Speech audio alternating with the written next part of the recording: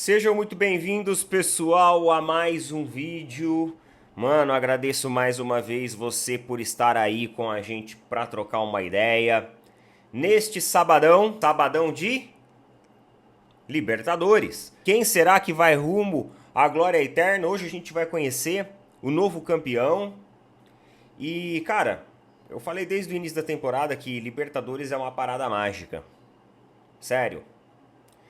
Pra mim, a Libertadores deveria ser a prioridade de qualquer equipe hoje brasileira. Equipe brasileira começando a temporada, prioridade, Libertadores. Falei pra vocês que nem o título do Campeonato Brasileiro ele ia trazer o entusiasmo que uma Libertadores traria se o Palmeiras eventualmente vencesse. E aí é aquele negócio. O Palmeiras desclassificou muito precoce da Libertadores, a gente não conseguiu nem aproveitar, nem curtir a competição, né? Porque teve a fase de grupos e aí depois começam as eliminatórias. Aí as eliminatórias que é da hora, que é bacana, porque os jogos começam a ficar mais acirrados, as partidas ganham, né, uma relevância absurda e a gente já levou um pé já.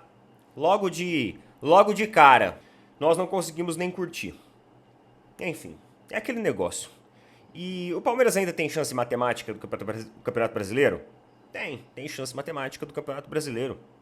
Talvez dê até pra ir atrás. Só que, mano, não vai ser a mesma coisa que Libertadores, né? Aconteceu uma coisa muito engraçada também lá em Buenos Aires, que o Galo Doido, que é o mascote oficial do Atlético Mineiro, foi enquadrado pela polícia. Mano, Libertadores é uma parada assim de outro mundo, cara.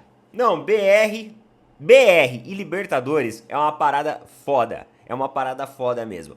O Galo Doido tomou um enquadro da polícia porque estava causando confusão dentro de um mercado em Buenos Aires junto com torcedores argentinos e botafoguenses. Foi expulso do mercado. E além disso também, a polícia bateu um papo, tem até a foto. Mano, a foto ela é hilária. Tô colocando aí pra vocês do policial assim, dando uma bronca no Galo Doido. E aí depois ele foi liberado. Assim, é um astral fora de sério. Fora de sério, ainda mais quando se envolve futebol, né? Ai, mano. Pô, eu achei muito engraçado quando eu vi isso daí na internet. Libertadores é isso, mano. É isso. É raiz, né? É raiz. Isso daí é raiz. Mas pelo visto não foi confusão assim, não tinha agressão nem nada não. Não teve agressão nem nada, até porque o cara com aquela fantasia, né? Acho que ele não ia conseguir bater em ninguém, é mais fácil ele apanhar. Muito bom, mano, essa notícia foi muito boa. Acho que foi, mano, sério, acho que foi uma das melhores notícias aí, mais engraçadas aí, recentes aí do futebol. Falar em notícias engraçadas e recentes, já coloca o seu palpite aí, quem que você acha que leva, a gente já falou sobre isso aqui. Tem outra notícia aqui que talvez não vai agradar muito palmeirenses aí não, tá bom? Ah, depende, talvez você vai ficar feliz, talvez você vai bater palma, você que bate palma pra tudo que a Leila faz, você que bate palma quando o Abel fala que os torcedores de verdade aplaudem, essas coisas assim, talvez você vai bater palma, porque o Palmeiras está estudando a renovação do contrato do Mike. Detalhe, o Mike tem contrato até final de 2025 e o Palmeiras já planeja uma renovação para outros anos. Eu acho o Mike um ótimo lateral, só que, infelizmente, fisicamente falando, ele já não é um jogador que a gente pode contar. Em partidas decisivas nessa temporada, dá para você contar nos dedos quantas partidas o Mike esteve à disposição, mas à disposição bem. Não é à disposição assim, sabe? Nossa, fora de ritmo pra cacete. Nossa, o cara não sabe nem onde ele tá. À disposição estando bem. E aí o Palmeiras renova com o Marcos Rocha, porque ele é um líder em campo. O cara vai lá, mete a mão no cara e é expulso. Pô, que líder, hein? Que líder, hein? Aí agora vai renovar com o Mike, que geralmente é a opção que a gente tem, né? Às vezes é a primeira opção, às vezes é a segunda opção. Só que passa por um momento físico muito instável. Essa temporada inteira foi um momento físico muito instável. E com isso o Palmeiras vai ficando, né? Sem laterais, sem profundidade, sem verticalidade. E aí quando você vai para a lateral esquerda, bem, nós já falamos sobre isso. Galera, eu não vou entrar nem nesse assunto. Eu não vou nem entrar nem nesse assunto, que eu não quero estragar o sábado. As notícias engraçadas aí pra gente reagir. Eu não quero estragar o sábado, não. Deixa pra lá. Corinthians informa a justiça que dívida alcançou 2,4 bilhões de reais. E que tem o fluxo de caixa, ó o fluxo de caixa, ó, estrangulado. A matéria é do GE e o clube detalhou a situação financeira em processo de regime centralizado de execução. Neto, o que é essa parada? É o seguinte, o Corinthians está pedindo à justiça esse regime centralizado de execuções. Pelo que eu entendi, é o seguinte, quando você tem várias dívidas, então você tem dívida com fornecedor, dívida com pagamento de funcionário, dívida com pagamento de terceirizados, processo na justiça disso, processo na justiça daquilo, enfim, dívida com banco, múltiplas dívidas para pessoas, empresas diferentes. Você pode pedir à justiça esse regime centralizado, que é uma maneira de você reordenar o processo de pagamento para que essa dívida seja unificada. Tá? Então é uma operação que unifica essas dívidas para facilitar eventualmente as negociações, o pagamento ou a visão macro de como está a real situação da equipe e facilitar esse fluxo de caixa e esse fluxo de pagamento. E o Corinthians pede à justiça para fazer isso. E aí eles alegam aqui que hoje eles têm um fluxo de caixa estrangulado. Olha só, dá uma olhada aqui, ó. De acordo com a petição apresentada pelo Corinthians, a dívida do clube atualmente é de 2,4 bilhões. O valor é 100 milhões maior do que foi informado em setembro, no evento batizado de Dia da Transparência. O Corinthians fez um evento que chamava Dia da Transparência. Esse evento, eles mostravam todo o fluxo de dívida da equipe. E nesse evento, que foi em setembro, no fim de novembro, evento recente, tem aí 2 meses, eles falaram que a dívida era de 2,3, agora a dívida foi para 2,4. Ou seja, em 2 meses, a dívida ela subiu 100 milhões de reais. Meu amigo, com uma dívida que sobe 100 milhões de reais, vocês podem arrecadar vaquinha do Brasil inteiro e até do exterior. Porque com uma dívida que sobe igual um rojão como essa daqui,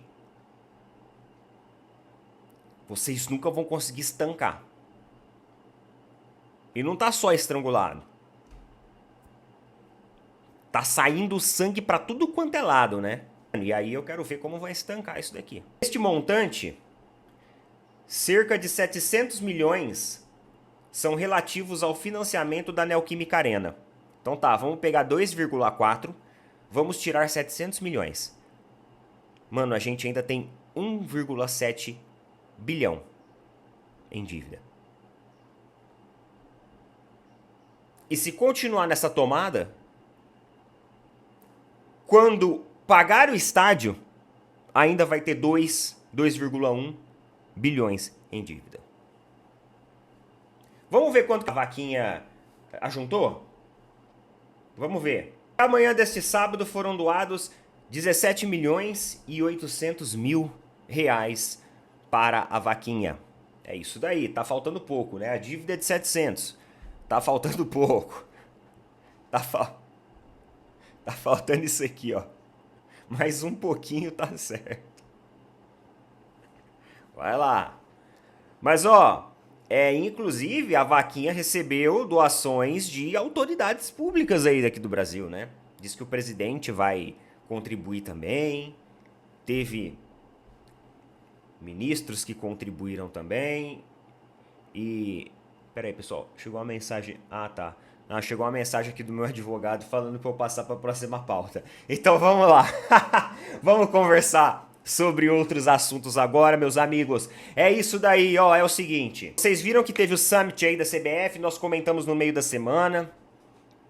Mais uma vez o CEO do Botafogo, o Taira Arruda, ele veio ali exemplificando a situação financeira do Botafogo, se colocando contra uma regra de fair play que seja mais amarrada, e sim falando de um fair play mais light. Eu acho engraçado quando esses magnatas assim, eles falam, né? Não, vamos fazer uma fiscalização mais light.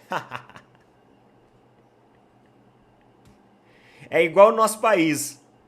O nosso país, o pobre paga imposto. Aí os magnatas, eles dão um jeito de sair pela tangente e reduzem o imposto deles.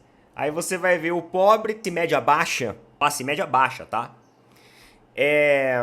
Ele paga mais imposto que o cara rico. Eu lembro quando eu tava na faculdade, eu entrei na faculdade de computação. E essa faculdade de computação era particular. E aí, mano, tinha um mano lá na sala, o pai dele tinha uma garagem de carro. E assim, uns carros bons, mano. Não é garagem vagabunda, não. Garagem, assim, de carro topzera. O cara chegava lá, tipo, de BM, tá ligado? Assim, naquela época. Faz tempo isso já. Mano, aquela época BMW, hoje ainda você vê, né? Uma galera aí de BMW e tal, já não é assim.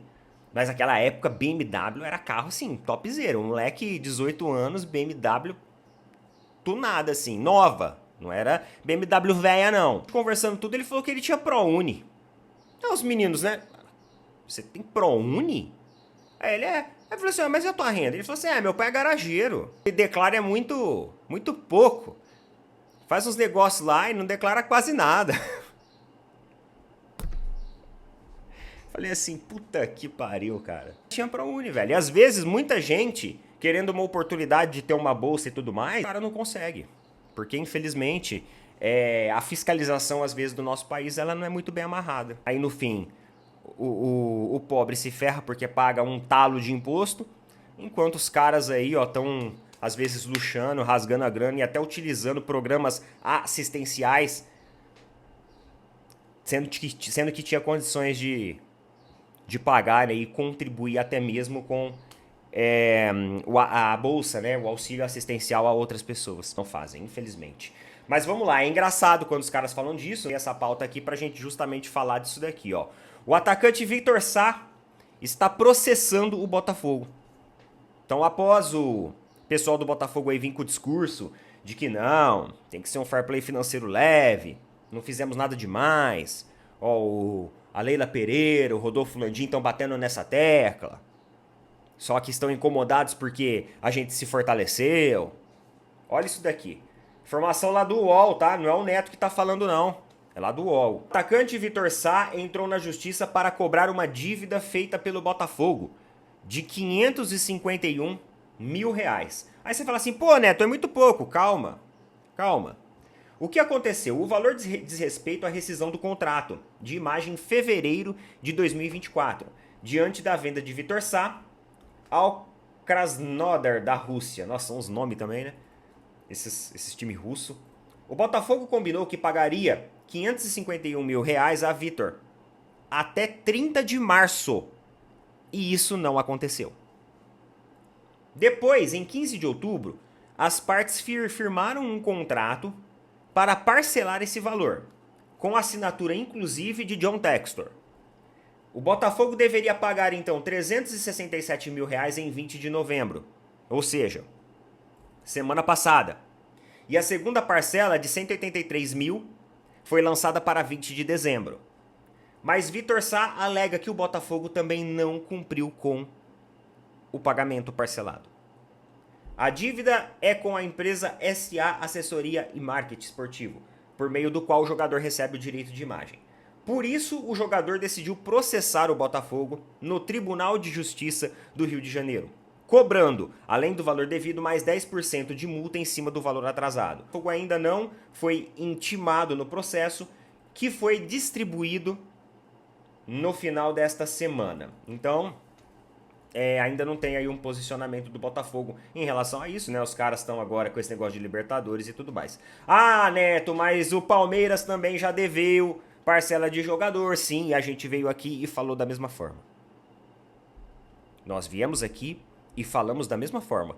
Quando o Palmeiras estava com a dívida, eu falei que era um absurdo ficar com uma dívida tão pequena e tão baixa. Tão pequena e tão baixa, porque não justifica. Que nem a dívida do Vitor Sá, ela é muito baixa. E falando em dívida, o Corinthians perdeu o Transferban. O Corinthians perdeu o Transferban, nada acontece com o Corinthians nesse país. O Corinthians perdeu o Transferban porque negociou lá o pagamento com o jogador que tinha levado o time à justiça e à FIFA, tá bom? Então o Corinthians não está mais com o Transferban, agora pode contratar novamente jogadores, pode seguir normalmente.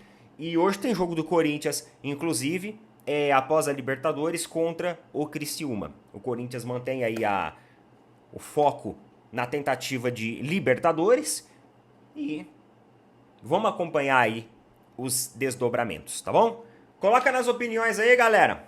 O que vocês acham a respeito disso? Tamo junto, valeu, falou, até mais.